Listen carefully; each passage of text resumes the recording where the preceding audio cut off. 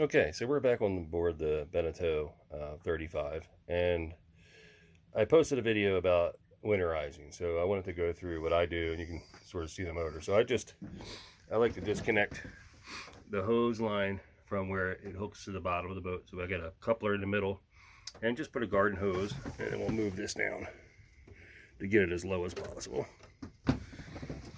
Okay, so we got it hooked up.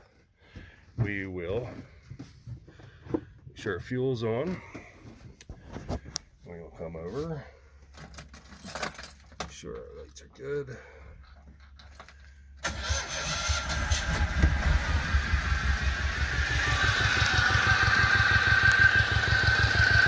can see the water going down in that gallon, so it's sucking it through rather rapidly, and that'll hopefully prevent any issues in the winter. So we're going to take a quick step outside.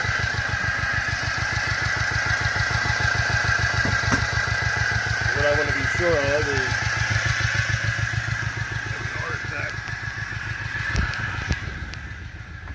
there's water coming out here. And you can see the pink splash net. So we are about done with the winterization.